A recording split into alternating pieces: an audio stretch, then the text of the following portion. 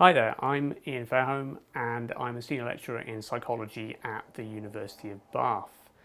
My main research area and interests are in the history of psychology, which is relevant because this lecture series is about the history of psychology as a science. I'm going to be talking to you over a series of lectures about how psychology is developed, and today we're going to mainly be focusing in this particular segment on the sort of philosophical and historical basis for psychology as a science.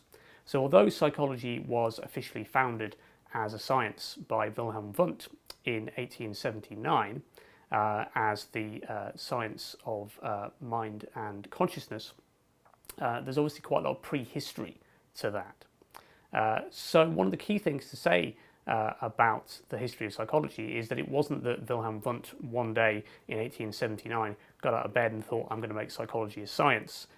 In fact, psychology does not exist within a vacuum. So although we know that the word psychology was used before Wilhelm Wundt created psychology as a science, it's difficult to pinpoint exactly when it was used for the first time. But we do know, for example, that in 1749, the doctor and philosopher David Hartley used the word psychology to describe the theory of the human mind. But even then, most people were not using the word psychology in that way. In fact, it wasn't really until the 1800s that people started to talk about psychology as being a study or a theory of the human mind.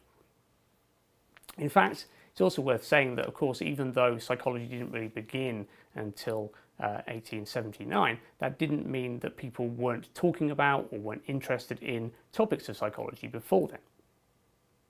So, for example, that we know by looking at historical records that there's evidence of people discussing psychological topics and psychological issues and debating psychological issues going back to ancient times. So, for example, in ancient Greece and ancient Egypt, and also in China and India and Persia, we have records of people discussing psychological topics. They were talking about things like free will and whether or not we have free will, whether or not we are who we are because of our choices or because of maybe our parents' influence or environments or genetics and so on and so forth. And also people in these cultures were talking about things like personality and intelligence and mental illness and leadership and relationships and love and so on and so forth, all the kind of psychological topics that we discuss now within the subject. So it's not to say that because psychology didn't really start as a science until the 19th century that psychology topics weren't around, and in fact we know that psychology topics have been discussed by various people for many centuries. One of the topics that's particularly relevant to talk about now is a topic called the mind-body problem. Now, the mind-body problem is a kind of long-running debate about whether or not the mind and the body are the same thing or whether they are separate and distinct. So, for example, some people argue that the mind is a separate and distinct entity, that it is something that exists outside of the body, and therefore it's possible for a mind to exist before a human being is born, and also it's possible for that mind to exist after a person dies. Other people argue that the body and the mind are the same thing, that they are not distinct, therefore the mind is simply a product of the body. Now, throughout history, lots of different people have proposed different ideas about the role of the mind and body and also how they interact and relate to each other. One of the people we're going to talk about next is a French philosopher and scientist by the name of René Descartes. Now, René Descartes was interested in the mind and the body, and he was interested in studying those two things. And one of the things he noted about human beings is that although human beings were obviously conscious, they showed intention and will, and they could cause things to happen, that some of the things that human beings did appeared to be reflexive or reflexes. So, for example, the knee-jerk response, you may be aware that if someone were to tap your knee, that your knee would involuntarily flex, there'd be a reflex. And Descartes noticed that there were whole ranges of behaviours that human beings did that were not conscious, they were not driven by will or an intention, but in fact they happened automatically. Now, another thing that Descartes noticed was that Animals, on the other hand, didn't appear to be conscious as he saw it. They didn't have language. Now, some of this is based on the historical and religious contextual factors of the time, but nevertheless, basically Descartes believed that human beings and animals were different. Animals are basically, as Descartes saw it, biological machines. They simply react to things in their environment in a reflexive way, but they don't have consciousness. Human beings, on the other hand, are distinct, and again, this is partly based on a kind of religious basis, but he believed that human beings were distinct because they had something separate. They had a soul or consciousness or mind. So Descartes basically believed that there is something that human beings have that is distinct from what animals have, and that is the mind. And Descartes believed that that was something that was separate and distinct from the physical body, therefore that it was immaterial, that it was separate from, it was not part of the human body, and therefore also that it wasn't therefore subject to the normal laws of science. So Descartes was very influential in that he identified the psyche or the soul, the features that make human beings, that give us will and intention and high level thinking and language and so on and so forth. But he argued that the mind element was immaterial and therefore couldn't be studied in a scientific fashion. Now, although Descartes talked about these two things being different, and this is normally referred to as dualism, specifically in Descartes' context, it's called Cartesian dualism, it's named after him, in which he argues that the mind and the body are distinct and separate.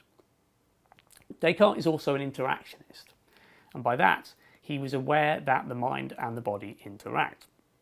So, for example, if he wanted to move his arm, as I'm just doing now, like that, he was doing that by will, by intention. So he knew that the mind could interact with the body by causing the body to do things. But he also knew that that was a two-way interaction as well. So, for example, if he was feeling hungry, if he hadn't eaten for a while, his body would produce hunger pangs, and those hunger pangs would cause Descartes to go off and raid the fridge, for example. So basically Descartes knew that there was an interaction between the mind and the body. So basically he believed that they were separate and they were distinct, but nevertheless there was an interaction. Now, if the mind is immaterial but the body is physical, then that implies that somewhere there must be a root or sort of a linking point between the mind and the body. Now, Descartes was struggling to try and work out where that interaction took place, but he eventually thought that he identified it a point in the brain called the pineal gland. Now, the pineal gland is a tiny organ at the top of the brainstem, and Descartes thought because it was right in the middle of the brain that perhaps that was the linking point between the mind and the body. However, one of the big problems with Descartes' theory is that issue of the mind being immaterial. How can an immaterial mind interact with a physical body? To be honest, Descartes didn't really know, couldn't really explain that, and that is one of the big problems with his theory. He identifies an immaterial mind and a physical body, and even a connection point between the two, but doesn't indicate how it's possible for an immaterial mind to interact with a physical body. The other problem is with Descartes' theory in terms of psychology being a science, is that he basically argues that the human mind is not something that can be studied using the methods of science. Because the mind is not material, it's not subject to the normal physical laws of the universe, that means that ultimately, although you can identify the psych part of psychology, you can't study it scientifically. And therefore, this is a problem if you want psychology to be a science. Fortunately, there are different ways of thinking about the relationship between the mind and the body, and one of those is called materialism. Now, materialism is a different approach which suggests that instead of the mind and the body being separate, materialism proposes that the mind and body are in fact the same. The idea would be that the mind is actually simply a byproduct of physical processes in the brain. And one of the key advocates for this approach in the 17th century, around about the same time that Descartes was working, was an English philosopher by the name of Thomas Hobbes. Now, Thomas Hobbes specifically proposes that if you want to study the mind, you can do that because the mind is basically the byproducts of physical processes in the brain and the body. And therefore, materialism is a step forward based on dualism because it enables the scientific study of the mind by studying the brain and the body. Now, another leading figure around this time, also working in the area of philosophy, was a philosopher by the name of John Locke, another English philosopher. And John Locke was also influential because he proposed the idea that the mind is not, as Descartes suggested, unable to be studied or unable to be applied the rules of the physical universe. John Locke argued that the mind was part of the physical universe just as everything else is. So just as Hobbes had pointed out that it's possible that the mind is the byproduct of the body and therefore can be studied in a material way, John Locke also argued against Descartes' point that basically you couldn't study the mind because it wasn't subject to the physical laws of the universe. John Locke proposed that it was. Another key difference between John Locke and Descartes is how they went about collecting information and studying things. So Descartes focused on the idea that to study the world you couldn't rely on your sensory data, because he was quite right in identifying the fact that our sensory systems can fool us. We can be fooled by illusions, we can make mistakes, and so on and so forth. So Descartes argued that instead of using our senses to collect data, what we should do is we should reason, we should think, we should apply logic. We should think through things and things would come to light that way. The problem with that is that although Descartes was quite correct that we can be fooled by sensory data, we can also make mistakes in our mind. Our reasoning can be flawed, we can make erroneous judgments, our memories are quite fragile and can be quite easily distorted, and therefore reasoning and thinking and rationalisation that Descartes talked about wasn't necessarily the best way to discover truths about the world. Now, John Locke, by comparison, proposed that although there were issues with collecting data using sensory means, he proposed an idea called empiricism. Empiricism says that we can and should be striving to collect data from the real world using our senses. And yes, we can be fooled, but if we collect that data in a sensible way, in an appropriate way, in an objective way, then that means that other people can look at that same data. And if we make an error or if we're fooled, then other people will be able to look at that data and verify it or maybe question it. So John Locke argues that we can basically collect data from the outside world. We can use that to create hypotheses about the world. We can then collect more data to test those hypotheses. We can then build theories and so on and so on and so forth. So by continually collecting data, we are able to form the basis for hypotheses, to carry out experiments, build theories, and then revise those theories as we collect more data. So what we can see is that during the 17th century, René Descartes made psychology a thing by focusing on the mind, but unfortunately Descartes' approach is difficult to reconcile with science because it's difficult to study the mind using scientific principles if it's immaterial.